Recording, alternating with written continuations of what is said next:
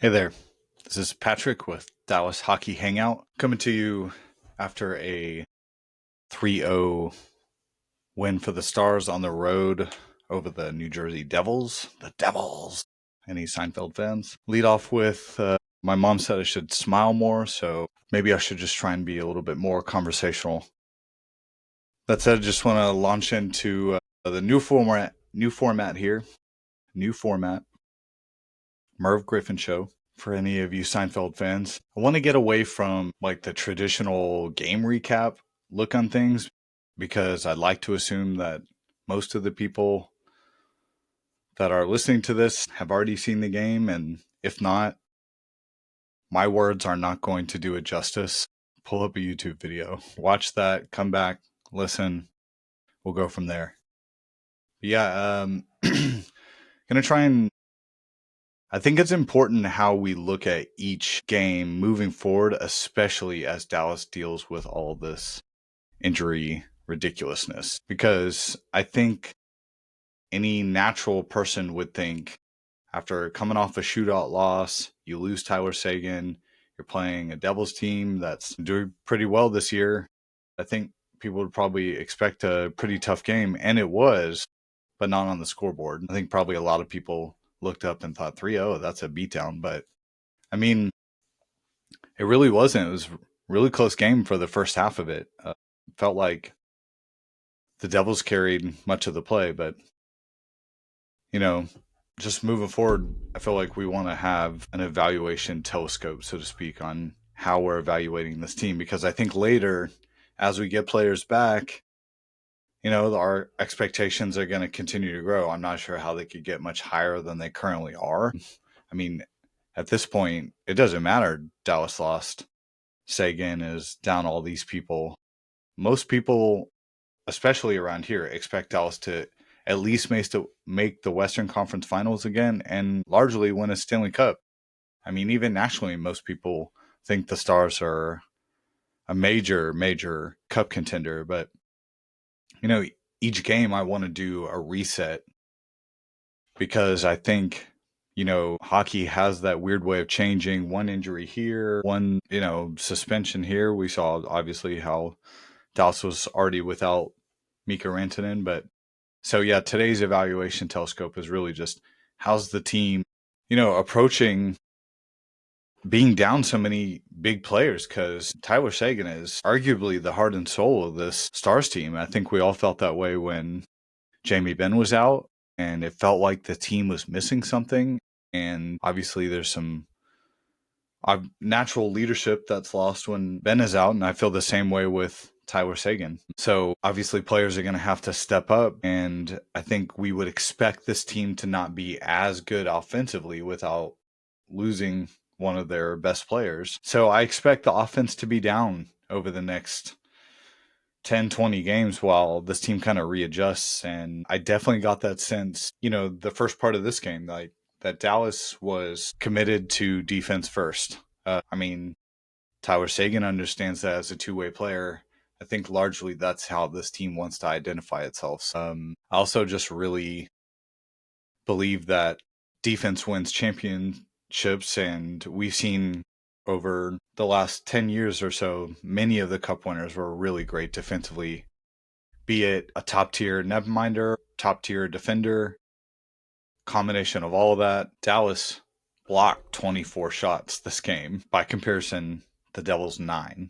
So Onger hung the team in, and the team was committed to blocking shots, and they got their opportunities from that. I don't think that at any point Dallas was pressing and getting odd man rush on against them, or caught pinching when they shouldn't have, or I mean, it's just low risk right now, but I think Dallas has just incredible forward talent. And when you have the defensemen pitching in the way they do offensively lately, man, I mean, the sky really is the limit for this team. And that's just incredible considering that, they lose Seguin for the second straight year. And, this time it looks like he's probably not going to come back for the playoffs. I did have one minor gripe. You know what really grinds my gears? I did see some tweets saying, oh, that's probably it for Seguin's career.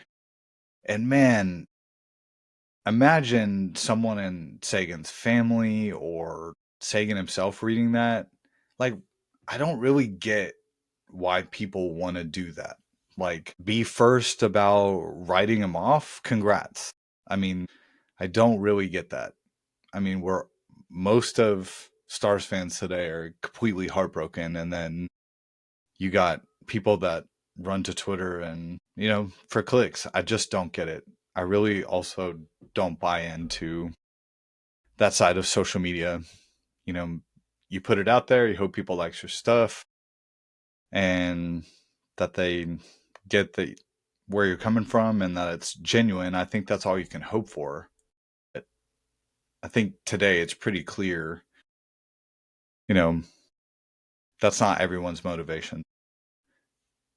By all means, do I love to throw out a snappy joke and hope it gets a couple likes? Sure. Who doesn't? But that said, I don't know. It's really nasty to read.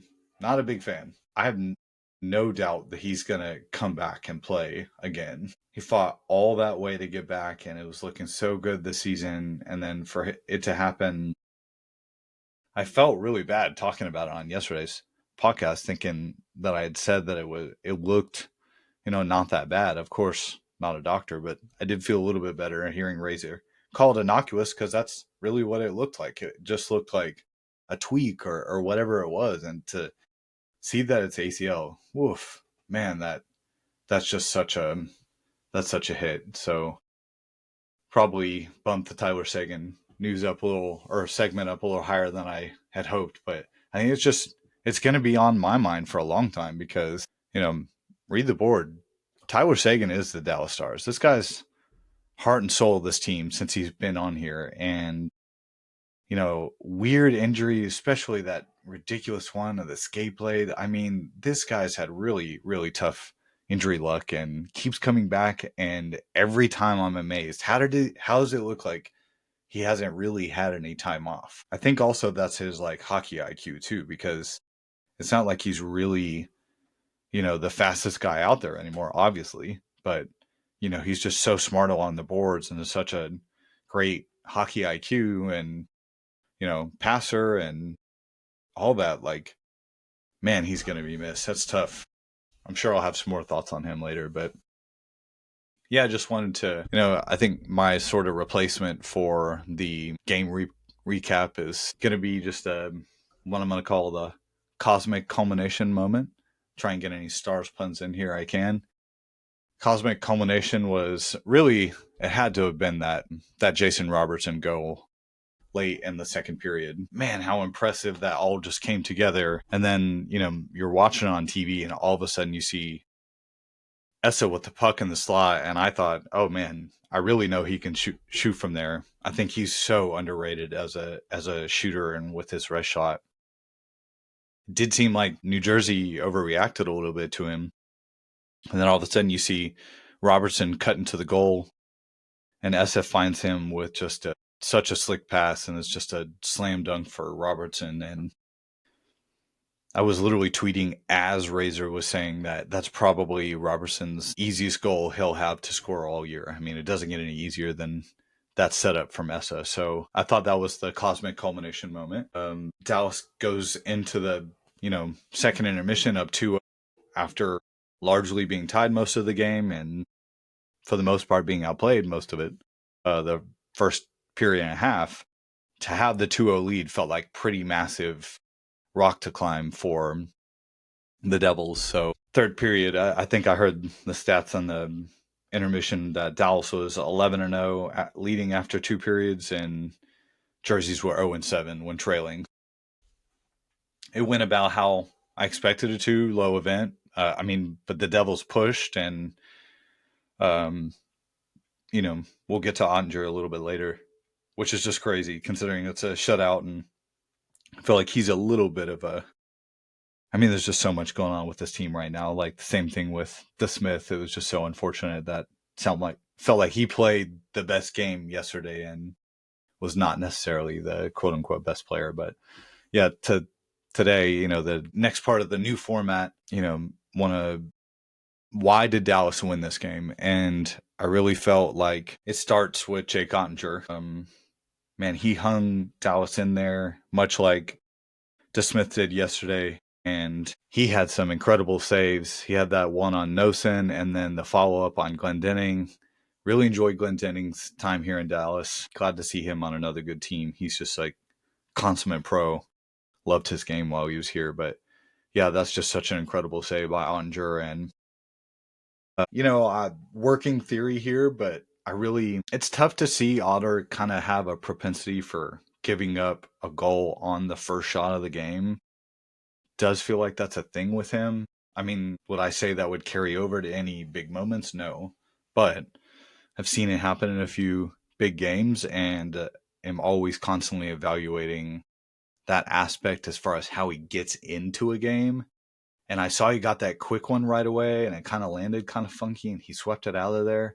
And I immediately had a good feeling like he got right into the game with a pretty difficult shot.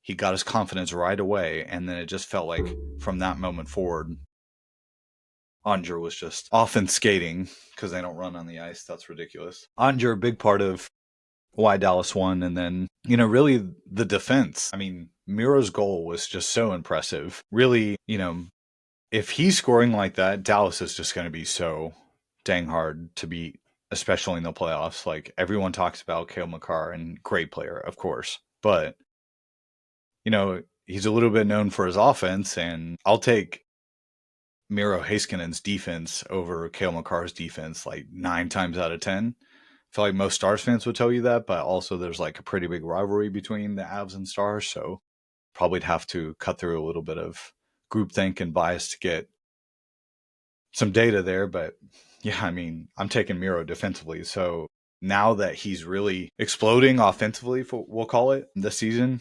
man, the sky's the limit for him and this defensive core and this team, because how they've carried themselves in this stretch lately has been that defensive scoring. And yeah, Essa didn't get the goal on the second one, but his sick pass made that goal. I mean, you could argue it was the most important part of that goal besides physically shoving it across the line. But so yeah, I feel like defense, and I'm always defense first when it comes to how I evaluate this team.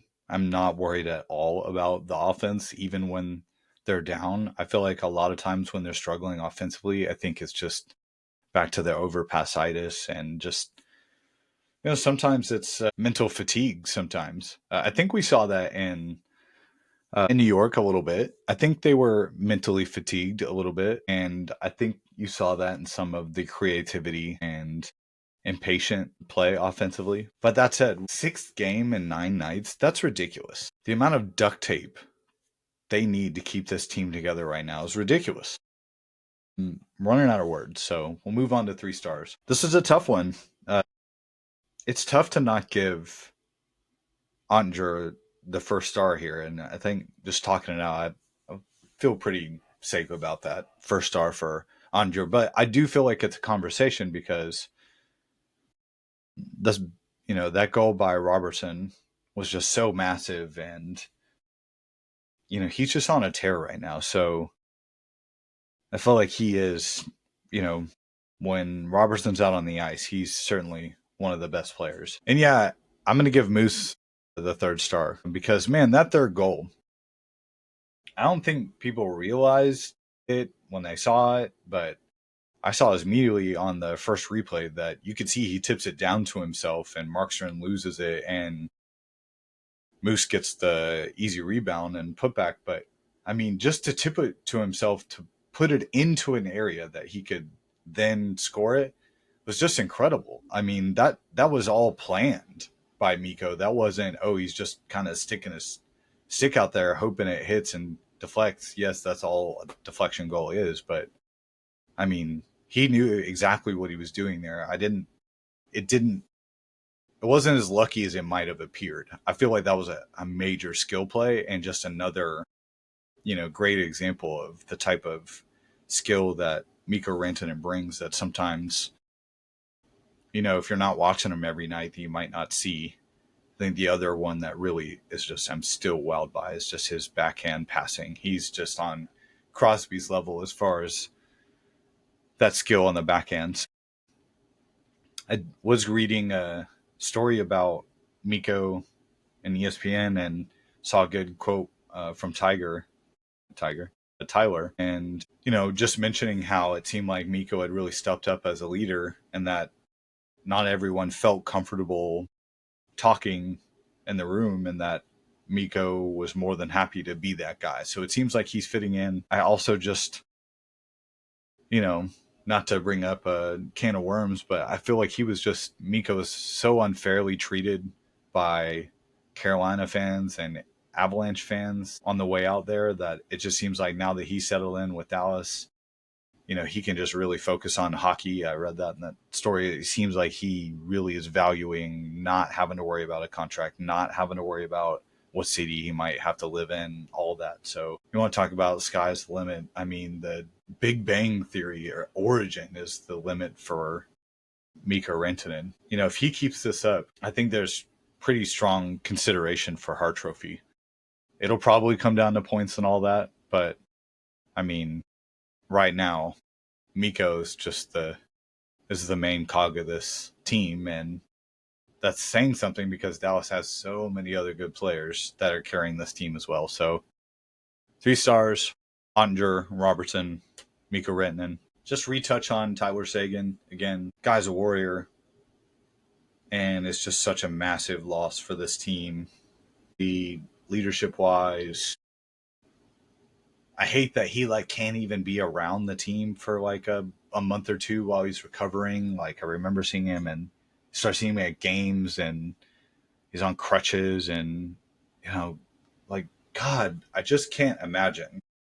If anyone has ever lost their mobility for any period of time, they know how tough it can be to feel bedridden or couch ridden, and for him to have to go through that all over again, man, that's why athletes are special breeds. It takes a special amount of mental fortitude to be able to just do it all over again. And so anyone that says his career is over, no way in the world he's thinking that as he's going under the knife to repair the ACL.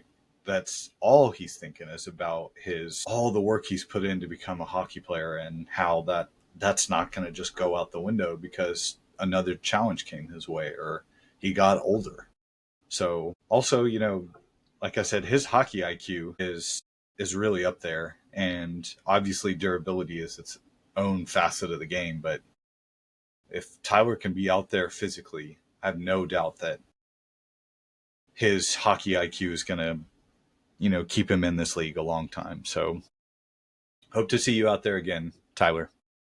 So Dallas next game at home against the San Jose Sharks. It was really cool to be able to have a close and person look at them. About a week and a half ago, I saw them play the Bruins at SAP Center in San Jose.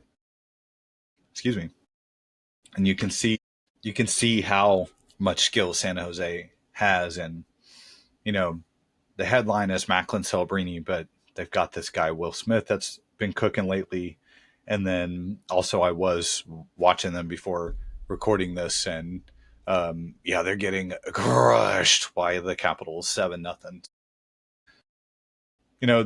If they make the playoffs, they're going to be a problem, but obviously, we're only 20, 25 games into the season, and this team's got a lot to learn about winning and defense. So, their starter Askarov is a beast and have so much praise to say about him. He got seemingly pulled after 4 goals, and they put Nick Delkovich in. So good for him, that in the sense that he didn't have to sit through all 7.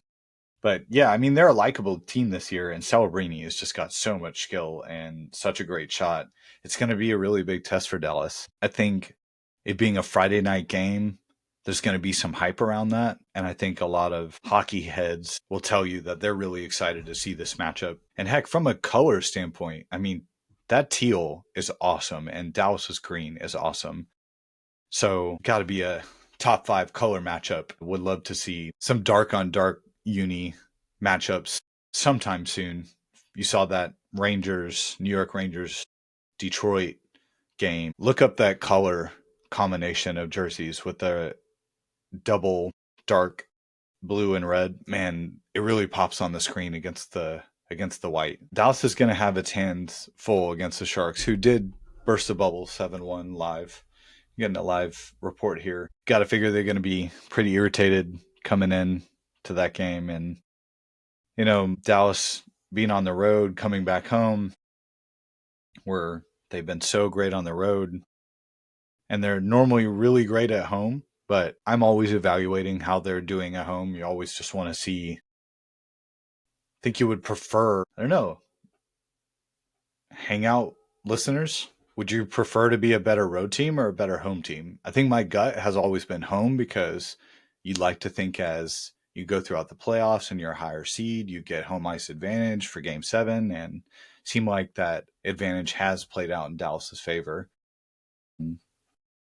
So obviously, what can you say about game 7 against the Avs last year? That's one of the top 5 sporting events I've ever been to. Just incredible, up there with the Winter Classic and some of the other great playoff games. So yeah, I can't wait to see that game against San Jose. And me personally, I'm going to be with my family and niece and nephew and can't wait to spend some time with them and,